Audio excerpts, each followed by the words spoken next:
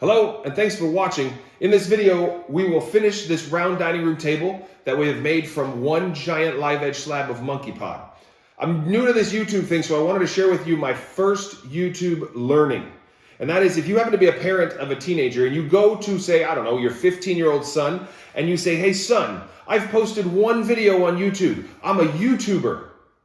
It will result in an eye roll that is so dramatic, you will swear your son's head is going to fall off. It probably won't, but you will wonder for a moment if it will. Anyway, I'm going to show you how we finish this thing up. Thanks again for being here. Let's get to it. I've got to flatten these things. There's just too much of a cup in them. I can't get the center line cut square as I want because the surface that I'm referencing off of is cupped. And so I've been messing with the center line, and I just think the more I mess with it, the more I'm realizing I've just got to flatten them. And this is the top. Normally I would flatten the bottom first and then come to the top, but I'm going to start with the top here and just see what I'm left with. And so I get to work flattening these slabs, which was no small task. I've got this router sled that I made a couple of years ago, and I'll be honest with you, it is inconsistent at best. The key to a good router sled is to have your rails that sit on either side of your slab to be parallel so that your router and the bit remain equidistant from the slab as it works its way across, thereby flattening said slab. My rails aren't completely parallel as a result of the workstation that they are sitting on not being completely flat. Combine that with the fact that they were too short for the length of these slabs, which required me to unclamp them and move them as you see me doing here. And it just introduces a lot of variability. Ultimately, I got them flat enough so that at least Grandma's soup won't be sliding off the end of the table. Carrying the slabs into the shop, and for all of you who scoff at my choice of footwear in the shop, you are about to be extremely happy. Oh yeah, that wouldn't hurt quite a bit. And yet, I remain a flip-flops in the shop kind of guy. So, scoff if you will. I don't know, subscribe and you just might see it again. Here we are getting them both in, setting them down on these long bar clamps, getting ready for the glue up.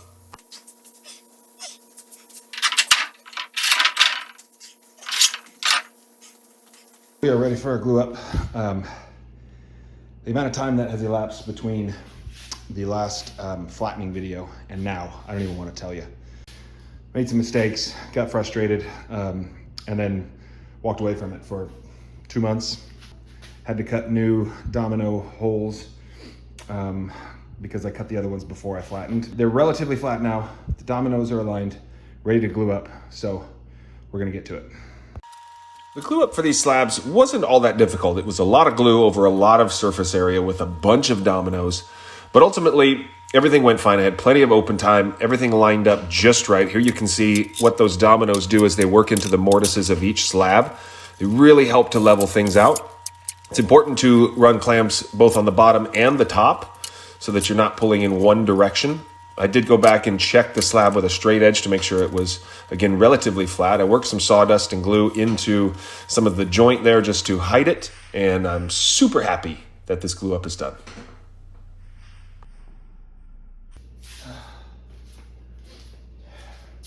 Now that we're working with one giant piece of wood, it is time to get going on filling these cracks with epoxy. I'm working from the bottom of the slab here, and I'm really just using this chisel to remove any loose material inside this crack. I don't want to have anything in there that will prevent the epoxy from adhering to the sides of the crack, nor do I want any random pieces of wood in the middle of the crack on the show side of this table. I just want a nice black epoxy filled crack, and I would love to say crack 2 to 5 more times. I use blue painter's tape to cover the cracks on the bottom so that the epoxy doesn't spill everywhere. Spoiler alert, the epoxy does spill everywhere. Not on this crack. This crack was pretty well closed up on the bottom, so when I turned it over and poured the epoxy, it stayed where it was supposed to stay. This crack also did a good job of containing said epoxy. This one, however, all of these holes, I really just didn't put enough tape up around the edge of the slab. As you can see here, I think one piece is going to get it done. again, spoiler alert, it's not. And here you see just how many holes and cracks and knots I needed to cover on the bottom. Flipped the slab back over and got to work filling the cracks with epoxy. I'm using West Systems epoxy here. It's a relatively fast hardening epoxy. I use some India ink to dye it black, and then I just fill these cracks up. The West System stuff isn't meant to be poured very deep, 1/4 to 1/2 of an inch, as I recall. These cracks are the full depth of the slab, so 1 3/4 to 2 inches deep, but they're so narrow that I really didn't have an issue. I use a little stick here to just break the surface tension to make sure that the epoxy is not sitting on a giant air bubble and actually getting down into the furthest depths of all of the cracks.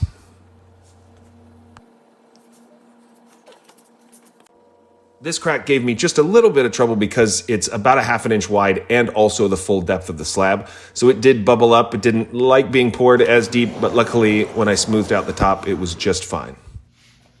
These guys demonstrate what you don't want to see when you're doing an epoxy fill. You pour them into the holes, look under, all good, no epoxy leaking anywhere. You continue to fill up all of the holes with the black epoxy, and right about here you can start to see the holes start to empty right there. It's going somewhere. I'll tell you where it's going, onto the floor. Oh no, panic. I ran and got some more blue painter's tape, put it up around the edge. Luckily, that held it, which is what I should have done in the first place. Refilled them, and they held this time. Crisis averted.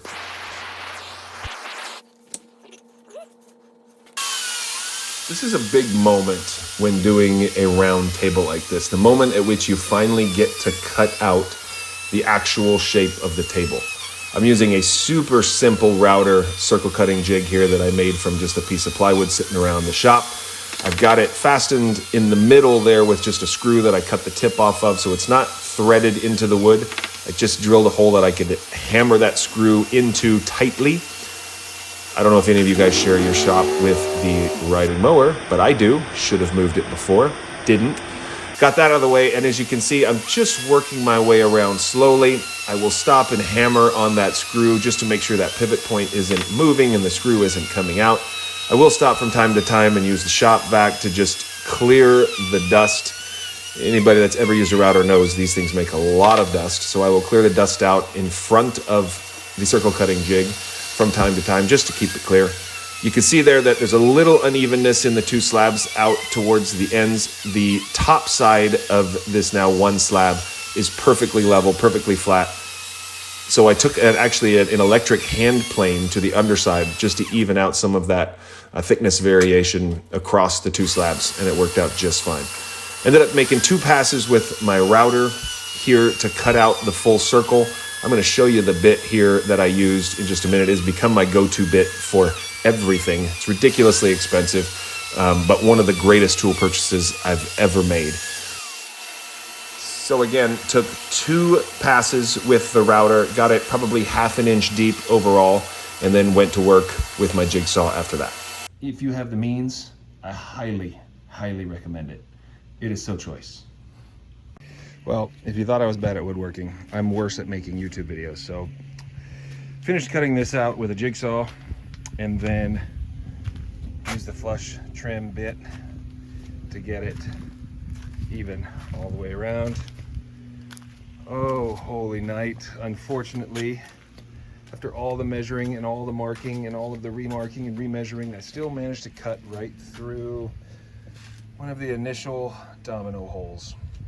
Not just there, oh no, also there. So we'll have those to patch.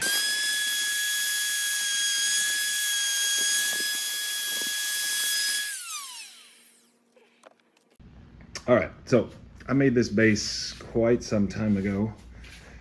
Made it out of Ipe just because I had a stack of it and I was just kind of experimenting more than anything else. And you can see that the layers of Ipe boards ended up with a lot of color variation. So I think dyeing it black with India ink will just kind of make it disappear underneath. I've never used India ink before. It goes on really nicely, and I mean, you want a jet black finish on your project, you might consider using this. There is a little bit of a learning curve here, I think, because what I ended up with was a little bit streaky, a little bit splotchy, but ultimately it did a really nice job of hiding some of the imperfections in this base. And when I sprayed a satin finish from a rattle can, it completely evened out all of the splotchiness, all of the streakiness that I was seeing, and it actually ended up looking really nice.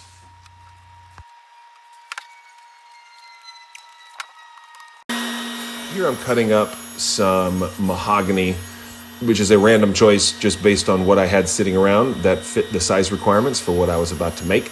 Just making 2 long pieces of mahogany here. I'm going to glue those pieces of mahogany to a thinner and right now longer piece of ash to make the cross members. I'll show you here in just a minute what these become, but ultimately they're going to be up underneath the table, attaching the bottom of the dining room table to the top of the base, and they will be dyed black with India ink. So the species of wood, neither of which in this case actually match any other species of wood in this whole project, really doesn't matter because they will be so far out of view and also jet black in the end.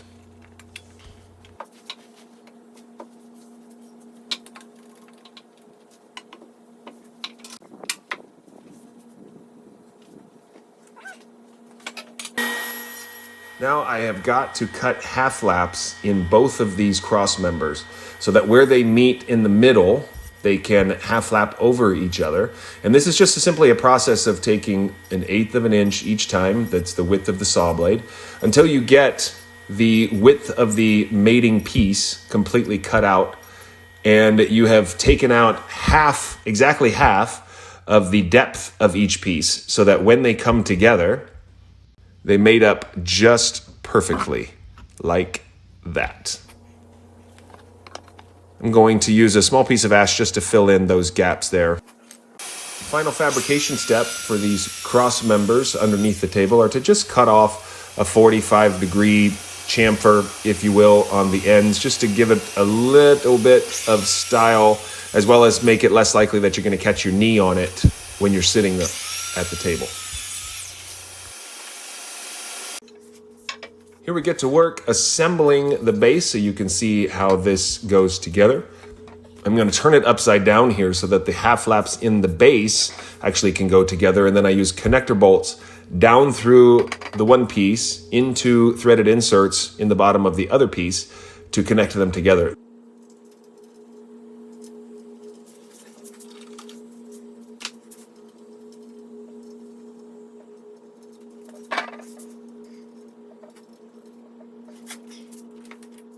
This base is, again, made of solid ipe, and it takes every bit of my gorilla-like strength to flip it over and turn it upright. Here you can see how the cross members fit in. They only fit together in one way, so I gotta make sure I've got those oriented correctly, and then I fit them in to their final resting place. Here I'm using the holes that I've already screwed into the cross members to act as guides to mark the position of the holes in the tops of the base. And I will drill these out and insert threaded inserts here to connect those cross members to the actual base.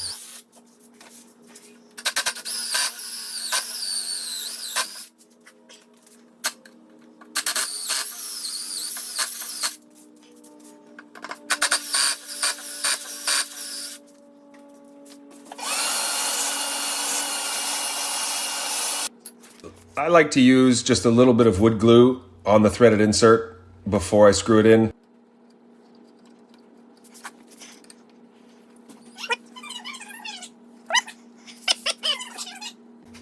Now I'm on to the business of filling all of these small little cracks and holes remaining in the tabletop. I'm using a black CA glue and activator for this process. This is one of those things that if you let it, can just go on for weeks and months and years. I feel like at some point I just kind of step back and I look at, okay, what's catching my eye? What do I really need to fill in order to not be driven crazy every time I walk by and look at the table? And I just fill those, and then at some point decide I've done enough. spray it with a little bit of activator, and really within seconds, it's ready to sand smooth.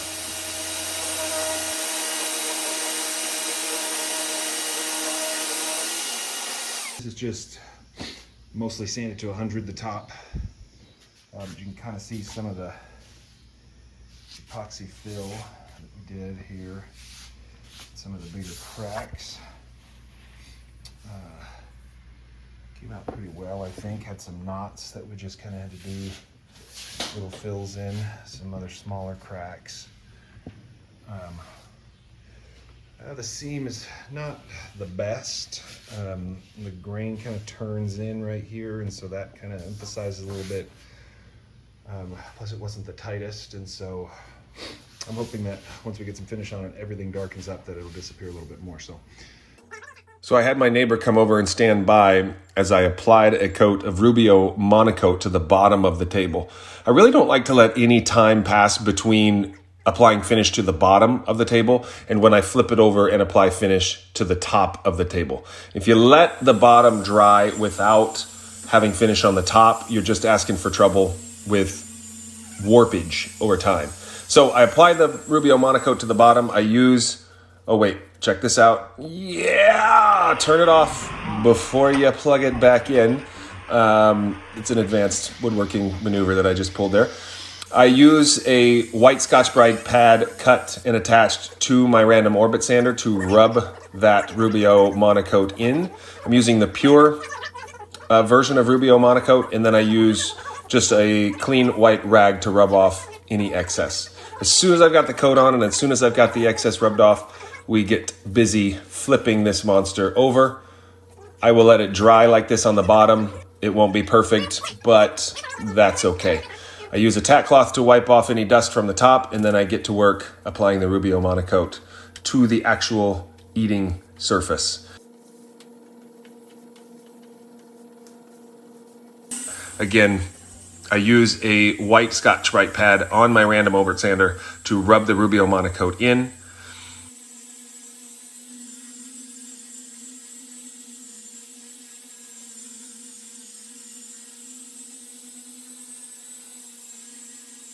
I use a small piece of the white Scotch-Brite pad to apply the Rubio to the edges of the table all the way around.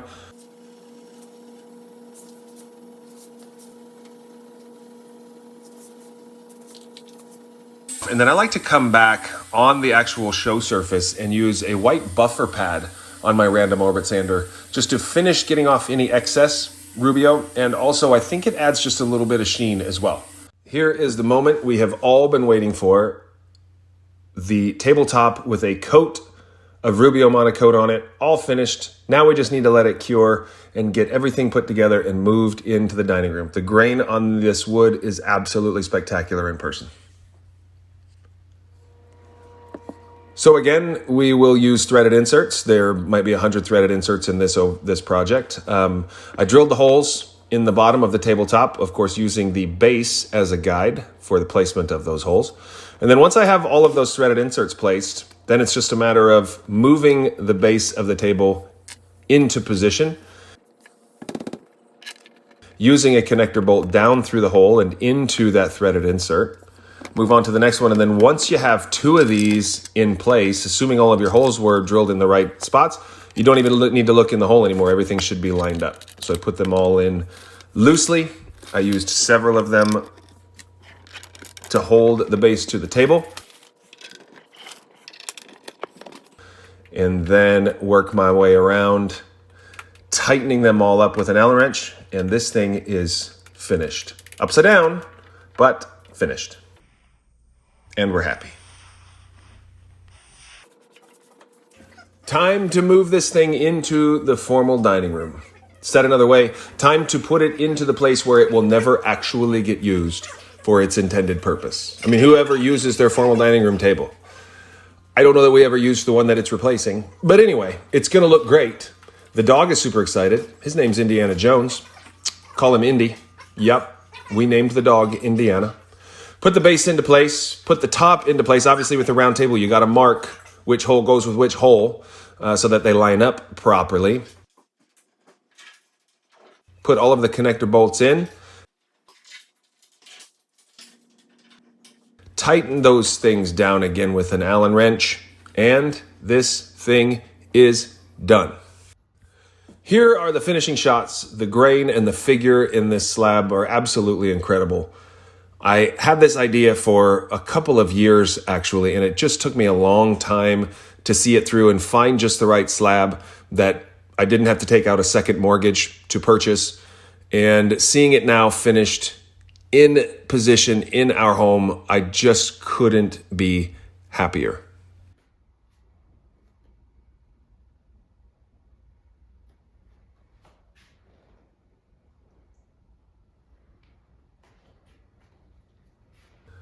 The figure in this particular part of the slab is just some of my favorite. It almost looks like wrinkled fabric.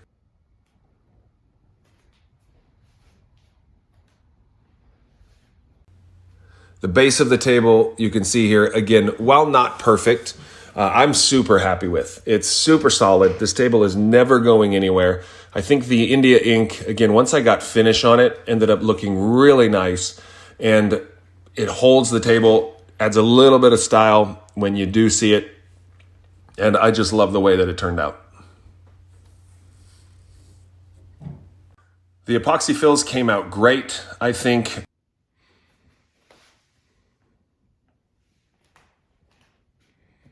As much as I don't want to show you how the domino mortise mistake came out, I feel like I need to show you.